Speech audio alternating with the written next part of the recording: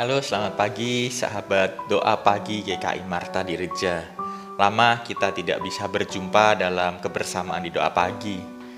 Pasti ada rasa kangen menikmati kebersamaan, kangen menikmati ngobrol-ngobrol setelah doa pagi, kangen makan bersama setelah doa pagi juga. Namun pada kesempatan kali ini mungkin kita bisa sedikit melepas kangen. Kita membayangkan saja situasinya saat ini kita sedang doa pagi bersama. Nah, maka dari itu mari kita bersama berdoa terlebih dahulu untuk kita dikuatkan dan disegarkan oleh firman Tuhan pada doa pagi di hari Sabtu pagi ini. Mari kita bersama berdoa. Tuhan, kami merasa rindu untuk dapat bersekutu bersama kembali di dalam persekutuan doa pagi. Sudah cukup lama kami terpisah oleh jarak.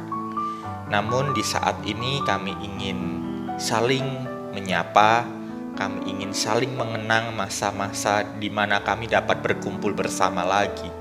Kami rindu suatu saat nanti ketika Tuhan izinkan kami berkumpul bersama secara langsung, kami sungguh dapat menghargai persekutuan di doa pagi ini. Kami sungguh dapat memaknai setiap perjumpaan yang kami lakukan di gereja kami. Sehingga setiap perjumpaan yang kami lakukan sungguh menghasilkan sebuah perubahan yang berdampak positif. Kami siap untuk menjadi anak-anak Tuhan yang beradaptasi dengan setiap perubahan yang saat ini sedang terjadi. Firman Tuhan memampukan kami untuk menjadi pribadi yang mampu beradaptasi. Ini kami Tuhan, anak-anak Tuhan yang siap untuk dikuatkan oleh pemberitaan firman Tuhan. Amin. Ya, sahabat doa pagi GKI Marta di Reja, pada pagi hari ini kita akan bersama-sama merenungkan satu tema, yaitu pribadi adaptif. Firman Tuhan akan diambil dari Roma 12 ayat yang pertama sampai dengan yang kedua. Mari kita membaca secara bersama-sama, bisa membaca dari rumah masing-masing. Karena itu saudara-saudara, demi kemurahan Allah aku menasihatkan kamu supaya kamu mempersembahkan tubuhmu sebagai persembahan yang hidup, yang kudus dan yang berkenan kepada Allah. Itu adalah ibadahmu yang sejati. Janganlah kamu menjadi serupa dengan dunia ini, tetapi berubahlah oleh pembaharuan budimu, sehingga kamu dapat membedakan manakah kehendak Allah, apa yang baik, yang berkenan kepada Allah, dan yang sempurna. Berbicara tentang perubahan, Bapak Ibu, orang pasti tidak suka yang namanya proses perubahan. Namun realita yang terjadi dan realita yang harus kita hadapi adalah semua hal pasti akan selalu berubah. Kita mau lihat bersama-sama kenapa perubahan itu tidak menyenangkan. Karena perubahan itu selalu membuat efek kejut. Perubahan itu selalu mengagetkan dan pasti mengusik kenyamanan kita. Semisal, saya mau potong rambut. Yang dahulu misalnya rambut saya jabrik-jabrik, lalu saya harus potong model selain jabrik-jabrik. Itu pasti rasanya setelah potong, saya akan selalu melihat potongan rambut saya ini jelek terus. Padahal rapi, padahal orang lain bilang bagus, tapi saya selalu berkata jelek. Dan saya kemudian bisa jadi bad mood, gak seneng. Karena apa? Saya merasa jelek rambutnya gitu. Kenapa? Karena ini ada hal yang berubah dan perubahan itu mengagetkan. Saya nggak nyaman dengan potongan rambut seperti ini. Berbicara soal perubahan juga, apa sih yang membuat perubahan itu tidak menyenangkan? Karena perubahan itu belum tentu sesuai harapan. Semisal kita punya anak-anak yang semakin bertumbuh, lalu kemudian setelah bertumbuh remaja, pemuda, anak kita melanjutkan studi keluar kota.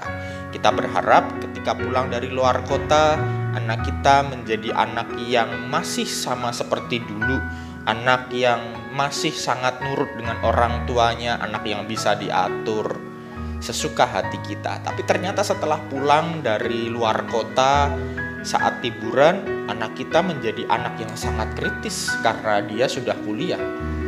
Dia menjadi anak yang punya pengetahuan banyak dan kemudian mempertanyakan setiap peraturan yang kita buat. Tentu kita sebagai orang tua mungkin bisa marah. Sudah disekolahkan jauh-jauh dan mahal-mahal, pulang-pulang justru jadi seperti ini. Tetapi itulah perubahan yang terkadang tidak sesuai dengan harapan kita. Karakter anak kita bisa berubah karena lingkungan membentuknya. Karena anak kita semakin kritis, anak kita belajar banyak hal. Lalu yang ketiga, perubahan itu juga tidak menyenangkan karena membongkar tatanan yang sudah ada dan yang sudah nyaman di dalam budaya kita atau hidup kita selama bertahun-tahun. Misal, saya yakin tidak ada yang nyaman beribadah secara online. Tetapi saat ini mau tidak mau kita harus mencoba beradaptasi dengan budaya yang seperti ini. Kita yang biasanya bergereja di ruang ibadah saat ini harus bergereja di ruang keluarga kita atau di salah satu ruangan dalam rumah kita masing-masing. Yang semula pemahaman kita bahwa ke gereja itu harus ke gedung gereja, saat ini kita harus merekonstruksi, kita harus membangun ulang pemahaman kita kembali tentang makna hidup bergereja. Tentu ini membuat kita agak kaget, agak kagok, agak tidak terbiasa. Contoh juga misalnya pendeta di masa sekarang. Tentu itu berbeda dengan situasi pendeta di zaman dahulu dan kita masih mungkin kaget melihat situasi pendeta dan gereja di masa kini. Loh, kok pendeta zaman sekarang setelah melihat di siaran-siaran YouTube gitu, pendeta-pendeta yang muda ternyata kalau khotbah pakai jeans ya. Ternyata ada yang khotbahnya pun pakai jeans yang sudah sobek.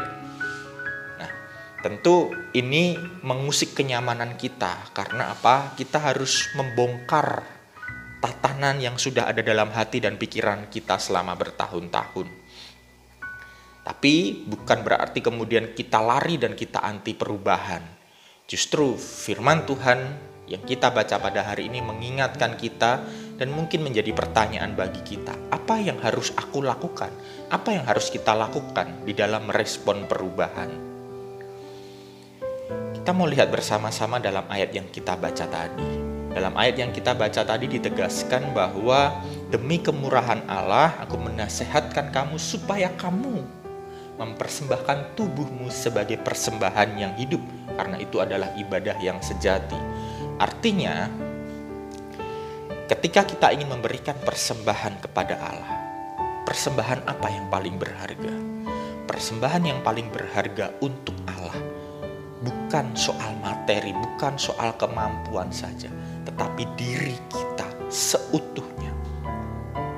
Namun bukan asal diri kita seutuhnya saja, tetapi diri kita seutuhnya, diri yang senantiasa mau berubah, diri kita yang senantiasa mau berproses, berhadapan dengan segala situasi, pribadi yang siap berubah untuk menghadapi tantangan, dan bahkan kita pun juga perlu bersiap untuk menghadapi perubahan. Tapi kita tidak harus kehilangan identitas kita. Kita tidak harus kehilangan jati diri kita. Itulah persembahan kepada Allah. Itulah ibadah sejati kita. Artinya, persembahan kepada Allah, ibadah yang sejati itu diwujudkan melalui diri yang siap untuk senantiasa beradaptasi dengan setiap perubahan, dengan setiap hal-hal yang baru, yang mungkin memang itu tidak nyaman. Caranya bagaimana? Caranya satu, yaitu belajar membuka pikiran. Ini bukan hal yang mudah, ini bukan hal yang bisa dilakukan secara langsung atau instan. Belajar membuka pikiran ini butuh proses. Apa saja prosesnya? Yang pertama, kita belajar menerima sesuatu yang berbeda. Menerima sesuatu yang berbeda ini terdengar mudah, tetapi sebenarnya sulit. Karena apa? Kita cenderung lebih suka dengan situasi yang sama, dengan sesuatu yang sama. Dan ketika kita melihat sesuatu yang berbeda, ada respon-respon yang muncul, semisal penolakan, kecurigaan, pemikiran negatif.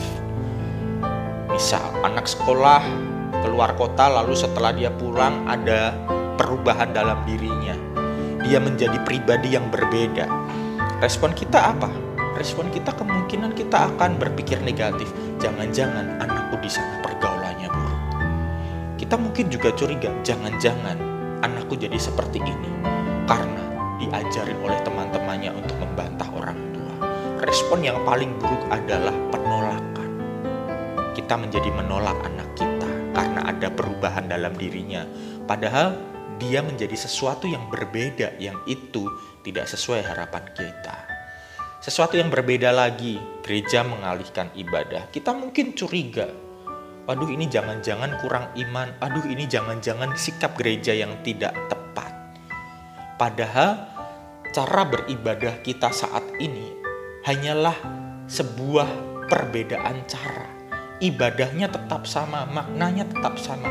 Hanya ini adalah sesuatu cara yang berbeda. Tentu perbedaan ini perlu direspon dengan cara tidak saling memaksakan pemahaman masing-masing, tidak saling memaksakan pendapat masing-masing. Terima sesuatu yang berbeda, terima dulu, pahami dulu. Lalu yang kedua adalah menerima apa adanya, bukan ada apanya. Karena apa? Orang seringkali menerima seseorang itu kalau ada apanya, bukan apa adanya. Misal, jika kamu mau ikut dengan kami, kamu mau ikut aturan kami, maka akan kami terima. Tapi jika engkau tidak mau ikut dengan peraturan kami tidak akan terima. Jika kamu seperti ini, maka kami akan seperti ini. Jika kamu tidak seperti ini, kami akan seperti ini. Ini artinya kita tidak menerima orang apa adanya, tetapi menerima ada apanya. Memaksa orang untuk mengikuti keinginan kita. Menerima apa adanya juga itu tidak perlu membandingkan. Oh, dia seperti itu, maka kamu juga harus seperti ini. Ini artinya membandingkan. Di masa sekarang banyak sekali orang yang mudah membanding-bandingkan. Baik itu yang sifatnya membandingkan antar pribadi ataupun antar komunitas ataupun antar gereja. Misal sekarang di dalam satu hari Minggu, banyak orang saya yakin melakukan jalan-jalan ke gereja lain. Satu hari Minggu mungkin ada orang yang melihat gereja lebih dari satu. Gereja di tempat A, tempat B, tempat C. Lalu setelah melihat berbagai macam gereja melalui setiap channel di YouTube, kita kemudian merasa, waduh kok gereja lain bisa seperti itu tapi gerejaku tidak ya. Akhirnya kita jatuh pada membanding-bandingkan. Apa yang harus kita lakukan? Terima itu, syukuri tempat yang ada dan kembangkan yang bisa kita kembangkan. Tidak perlu memaksakan diri untuk mengikuti sesuatu yang lain. Terima apa adanya yang bisa kita nikmati sekarang. Misal, jika di situasi pandemi ini kita melihat ada tempat lain melakukan aksi sosial dengan berbagai cara kreatifnya. Tetapi misal kita tidak mampu dan kita hanya mampu melakukan sekian, lakukan yang bisa kita lakukan. Jangan memaksakan diri. Jika kita menjadi memaksakan diri, akhirnya kita justru membuat diri kita sendiri menjadi tidak bisa bersyukur.